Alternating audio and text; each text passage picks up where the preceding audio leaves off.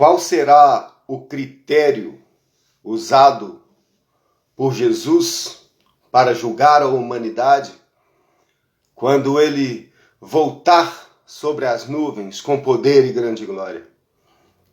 O apóstolo Paulo, na sua primeira carta aos Coríntios, no capítulo 12, ele usa o capítulo inteiro para falar a respeito dos dons espirituais que Deus deu à igreja, aos homens, de boa vontade de coração. E ele disserta ali o capítulo inteiro, só falando a respeito da qualidade dos dons e do benefício que os dons traz à igreja, para a edificação da igreja, das pessoas, né? Os dons mesmo, né? E no finalzinho do capítulo 12, ele encerra dizendo assim, portanto, versículo 31 do capítulo 12, portanto, buscai com zelo os melhores dons, porque eles são para edificação, eles vêm de Deus. Só que, porém, a partir de agora, eu vos mostrarei um caminho ainda mais excelente, um caminho maior do que esse caminho dos dons. O que tem a ver isso então, Samuel? Qual o critério que Jesus vai usar para julgar a humanidade? Com isso que você está falando, você vai saber. Paulo começa a dizer, olha, esses dons não são nada, porque agora eu passo a mostrar a vocês um caminho ainda mais excelente. E aí ele continua no capítulo 13, a partir do versículo 1. Ainda que eu falasse as línguas dos homens e dos anjos, ainda que eu tivesse todos os dons, se eu não tivesse amor, olha o caminho sobremodo excelente que Paulo está dizendo. Agora eu falei dos dons, né? Agora eu vou mostrar a vocês um caminho sobremodo excelente. Se eu não tivesse amor, ainda que eu falasse a língua dos homens e dos anjos, eu seria como um metal que soa, ou como um sino que retine. Eu seria como uma matéria sem vida, que só faz barulho. Se alguém der um tapa, faz barulho. Se alguém mexer, faz barulho. Mas não tem vida em si mesmo. Paulo está dizendo aqui, ainda que eu tivesse os dons, todos esses dons, se eu não tivesse amor, eu não teria vida, de nada valeria. Ainda que eu tivesse o dom de profecia e conhecer todos os mistérios, ainda que eu tivesse o dom de toda a ciência, e ainda que tivesse toda a fé, olha, a fé sem amor não vale nada. Ainda que eu tivesse toda a fé, de maneira tal que transportasse os montes, mas não tivesse amor, eu nada seria. Fé sem amor não te faz nada.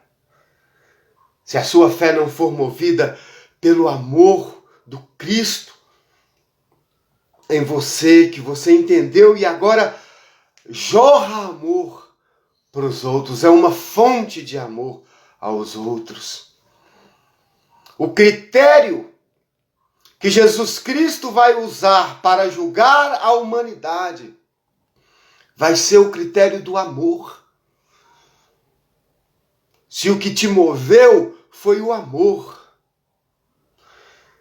se o que te impulsionou em seus atos foi o amor. Como eu posso afirmar isso?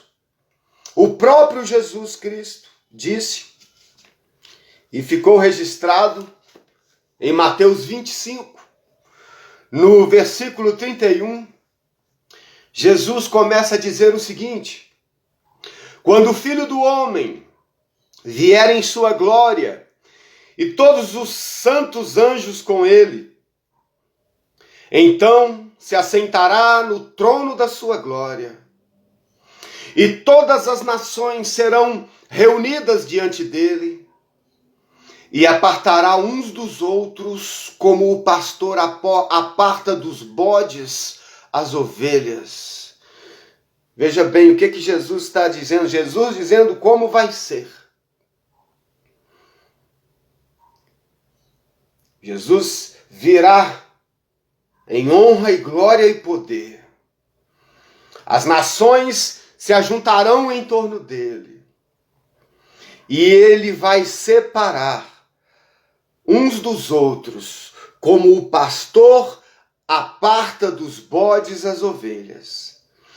Então dirá o rei aos que estiverem à sua direita: vinde, benditos de meu Pai, possuí por herança o reino que vos está preparado desde a fundação do mundo. Agora, por que os que estão à sua direita ele vai chamar para entrar no reino que já está preparado antes da fundação do mundo para esses? Qual a diferença dos que estavam do lado direito e dos que estavam do lado esquerdo?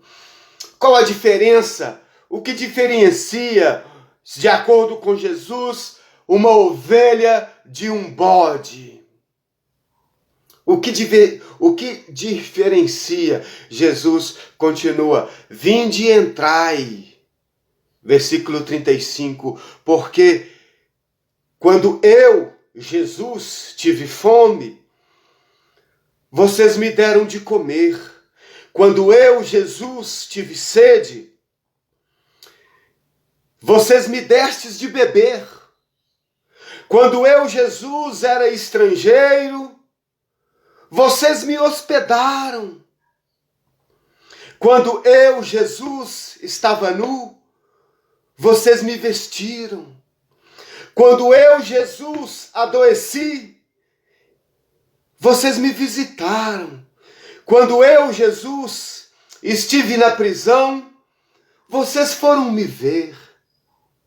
Então, os justos, os que estão à sua direita, lhe responderão: mas, Senhor, quando foi que te vimos com fome e te demos de comer? Ou quando foi que te vimos com sede e te demos de beber? Jesus, quando foi que te vimos estrangeiro e te hospedamos? Jesus, quando foi que te vimos nu e te vestimos?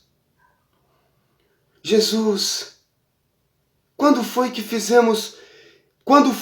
te vimos enfermo ou na prisão e fomos ver-te? Um pessoal que não tinha nem informação de Jesus. É gente que talvez nunca ouviu falar do nome Jesus, mas tem a consciência do Cristo como qualquer outro ser humano e decide por ela. Para muita gente acha que esse pessoal que está do lado direito é o pessoal que profetiza, que prega, que tem frequência no culto, dizimista fiel, ofertante fiel, né? Pensam nisso. Não. São pessoas que amaram, entenderam que amar Deus só se pode amar Deus no próximo. Aquele por quem ele morreu, porque Jesus respondeu. Então Jesus, o rei, responderá a esses que fizeram essas perguntas: em verdade vos digo que, quando o fizeste a qualquer um dos insignificantes dos seres. A qualquer um desses meus pequeninos irmãos, a mim os fizestes. E eles pensam que esses irmãos aqui que Jesus fala são as pessoas que frequentam o mesmo ambiente que eles. É fazer o bem ali entre si. Não, quem foi o próximo daquele senhor que foi assaltado e espancado lá na estrada, na parábola do bom samaritano que Jesus contou e propôs? Quem foi o próximo? Foi o samaritano, considerado objeto pela religião judaica, considerado pessoas sem Deus, que não conheciam a Deus, que não tinham aliança com Deus. Quem foi o próximo? Jesus ali está derrubando esse muro religioso que separa gente de gente.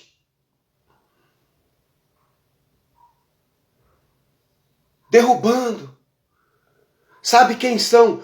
Quando Jesus diz, então o rei responderá, em verdade vos digo que quando o fizeste a um desses meus pequeninos irmãos, a mim o fizeste.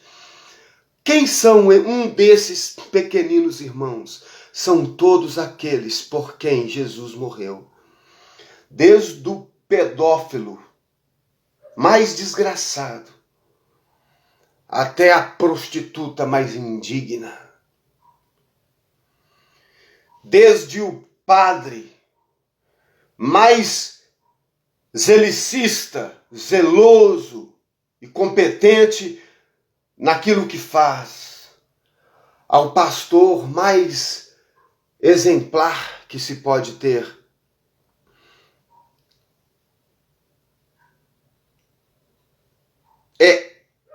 São todos esses por quem Jesus morreu, que Jesus chama de pequeninos irmãos. Por isso ele diz, quando você tende a fazer o bem, se inclina a fazer o bem, para quem não merece, porque que recompensa tereis se amardes só quem vos ama, se fizerdes bem só a quem vos faz bem, disse Jesus. Se a vossa justiça não exceder e muito a justiça dos fariseus, vocês não podem ver o reino de Deus, vocês não estão vivendo o reino de Deus. Se a vossa justiça não exceder em muito a justiça da legislação brasileira, vocês não estão vivendo o reino de Deus. Porque Deus só pode ser amado nos pequeninos por quem Jesus morreu. Por isso ele disse, quando você fez aquele vagabundo que estava ali, o bem a ele, quando você fez aquela pessoa boa que estava precisando e ninguém a acudiu, você estava fazendo a mim. Quando você acolheu aquele fulano, aquela fulana, quando você deu condições, trabalhou para dar condições a alguém, toda vez que você fez o bem a alguém, era a mim que você estava fazendo. Toda vez que você praticou o amor em alguém, era a mim que você estava amando.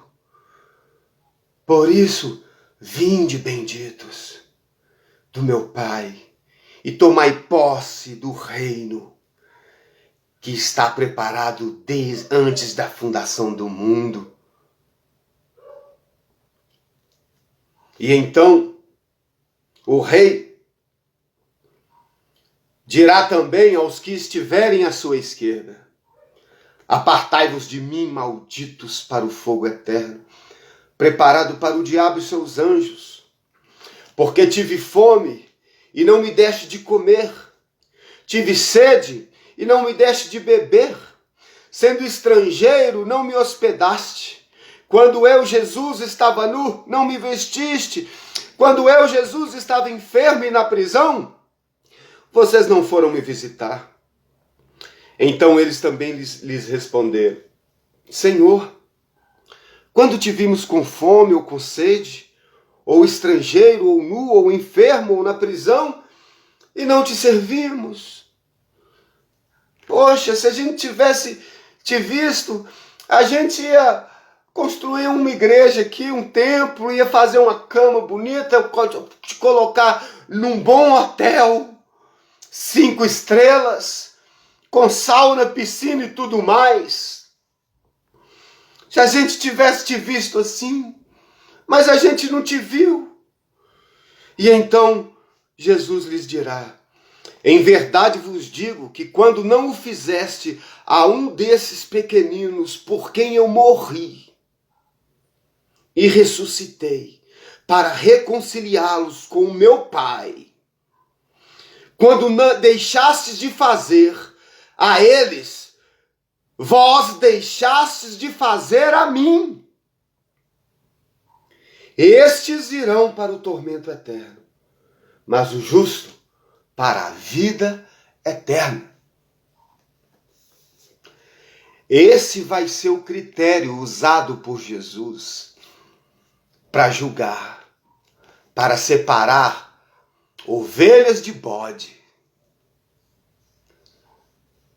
Jesus Cristo diz também que vão chegar uns diante dele naquele dia e vão dizer: Senhor, em teu nome profetizamos, em teu nome expulsamos demônios, em teu nome nós falamos em outras línguas, nós evangelizamos, nós curamos, em teu nome construímos catedrais, em teu nome enviamos missionários para o mundo inteiro, em teu nome, em teu nome, em teu nome.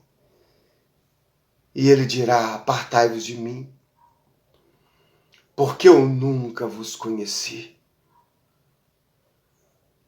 Resultado: dons não indicam a aprovação de Deus. A única coisa que é carimbado pelo Espírito Santo como selo de garantia que aquilo ali tem a aprovação divina é quando o que se faz é impulsionado pelo combustível amor incondicional, que se vive sem impor condições, portanto, para qualquer um. Para qualquer um. Eis que vos mostro um caminho sobremodo excelente. Se você der esmola e a motivação não for o amor, a sinceridade de saber que da nobreza de se dar, porque é assim que tem que ser, é o bem que tem que ser feito, porque eu sou cristão, eu sou Jesus aqui nessa terra. Se não for o amor, mas sim apitando, mostrando para todo mundo: olha, eu dou esmola, eu ajudo os pobres, eu ajudo os viciados, eu tenho casa de recuperação, eu abro casa de recuperação, eu faço isso, eu faço aquilo, aquilo outro. E não, se a motivação for para alimentar o seu próprio ego idiota, patético, do si mesmo, é como um sino que bate. Se eu não tiver amor, nada vale. É bode, não é ovelha. Mas quando se vê o próximo, não importa qual próximo for, ou quão próximo for, não importa. Mas se faz porque foi assim que Jesus disse que nós temos que viver em misericórdia, dando aos outros a mesma misericórdia que recebemos, dando aos outros a mesma empatia que recebemos, dando aos outros o mesmo bem que recebemos de Deus em Cristo, dando aos outros o mesmo amor que recebemos de Deus em Cristo, dando aos outros a mesma paciência que recebemos de Deus em Cristo, a mesma longanimidade, a mesma benignidade, tendo com os outros a mesma longanimidade que Deus tem conosco em Cristo, tendo com os outros, para os outros, a mesma benignidade que Deus tem com a gente em Cristo. Não é emoção, amor não é paixão, não é gostar. Amar é fazer o bem sem gostar. Sem gostar. É decidir. Não, eu não gosto de muita gente. Mas amo todos. Amo todos. Você não é obrigado a gostar de todo mundo. Não, você é gente. Gente igual a gente. Mas amo todos, sem mágoa, sem rancor, sem inveja, sem picuinha. Só não tenho aptidão para conviver e sobreviver perto ou junto. Mas amo. Se precisar, estou aqui. Pode vir que eu ajudo. Pode vir que eu vou dar amor. Porque amor tem. Amor tem. Sobrando, derramando pelo ladrão. Porque foi isso que eu recebi. E é isso que eu tenho para dar. E isso deveria ser a atitude de todos. Porque esse é o critério do Cristo. No último dia, quando ele vai separar as ovelhas do bode. Se você fez ao próximo, sem importar que próximo seja esse, ou quão próximo seja esse. Se você fez por um pequenino por quem ele morreu. Então, de acordo com Jesus, você estava fazendo não aquele pequenino, mas a Jesus. A Jesus. Amor não é paixão. Amor é fazer. É fazer o bem, sem esperar recompensa, reconhecimento ou gratidão alguma. É fazer porque você foi chamado para isso e pronto, e acabou. Você não foi chamado para profetizar, para pregar, foi chamado para nada disso. O resto é só consequência do amor que você vive. E é pelo amor que você vive, o amor que você vive vai ser o critério com que Jesus Cristo vai julgar você. O próprio Cristo disse. Isso é evangelho. Então, meu irmão, nós temos a opção. Para amar, tem que negar a si mesmo. Por isso que ele disse, negue a si mesmo. Tome a sua cruz. Não existe amor sem cruz. Não existe amor sem cruz e com o self, o si mesmo lá dentro. Não existe. Se negar a si mesmo, se aborrecer, pega a sua cruz e siga Jesus, sendo Jesus no próximo, para todos aqueles por quem ele morreu. É o evangelho puro e simples. Deus te abençoe.